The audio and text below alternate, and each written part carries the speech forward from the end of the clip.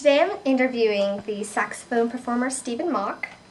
He's a renowned saxophonist from Ithaca College. He has 21 albums and he's authored 4 books, just to name a few of his accomplishments. Thank you for joining us today, Steven Mauk. I'm happy to be here. Thanks for having me. You're welcome. So where did you grow up as a child? Well, I grew up in East Tennessee and came from not necessarily a musical family, though my mother played piano, but sang in the church choir, played in the high school band, did all those usual things, okay. And then ended up going to University of Tennessee to be a music education major. Oh. Who was your biggest mentor growing up? Probably my high school band director, who was also the person that started me in the 5th grade on music. Oh. So he happened to be, it was a small town, so he was sort of the music man that taught everybody.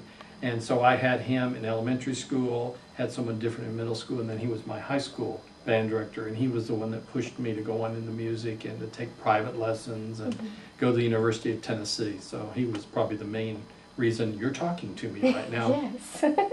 When did you know you were going to be playing the saxophone professionally for the rest of your life?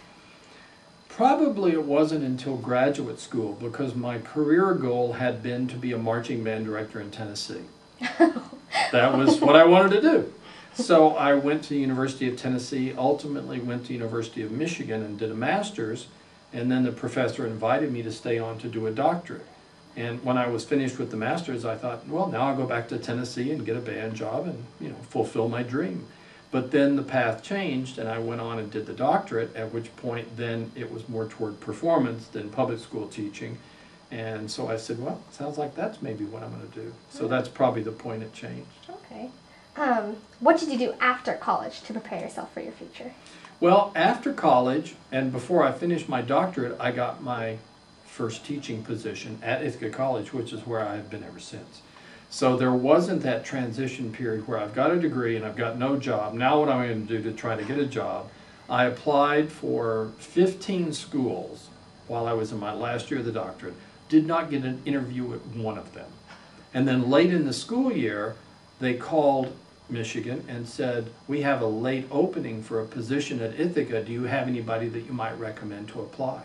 So I applied, and fortunate for me, it was late in the year, so there weren't hundreds of people applying. Ultimately, I got one of the interviews and then won the position. So there wasn't that typical transition where you're kind of wondering what you're going to do. I just walked into it and then finished the doctorate at the end of my first year of being a professor. Okay. So it was sort of unique.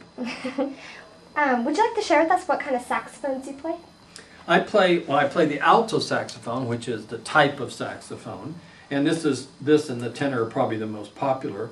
I also play the soprano, which is a smaller, straighter instrument. Many people think it looks like a Gold's clarinet, but that's a soprano saxophone.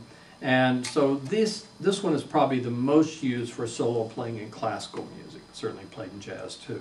So these are the two, and the brand I play is Selmer, which is just one of the brands of professional saxophones, made in France, and it's the instrument I've been playing for a long time. So. What do you hope students will get from your performance?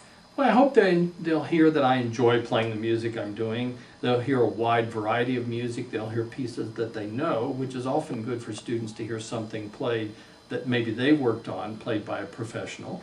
And also they'll hear pieces they've never heard of before. So it'll be kind of fun for them to hear a variety. And that's something I like to do in concert. Be sure there's a variety so that you play something that maybe touches everyone in the audience. Okay. And what's a musician that you look up to? Well, one of the people is over the wall over there. That was her professor, Eugene Rousseau. He taught at Indiana University, where Dr. Bryan went. And he's probably the most world-famous classical saxophonist, but a really nice gentleman. He's been very helpful in my career and in inviting me to do concerts and to be on national committees and things like that. So even though he's not someone I studied with, he probably is one of the most influential people in my career. And then the other one would be my first professor at University of Michigan, who passed away, but he was one of the first full-time saxophone professors in America. His name was Lawrence Teal, Larry Teal. And so he was the one I went to study with, and he was very instrumental in helping me shape my career. Okay, well, thank you very much. My pleasure. Thank you for interviewing with us today. Yes, my pleasure. Thanks so much.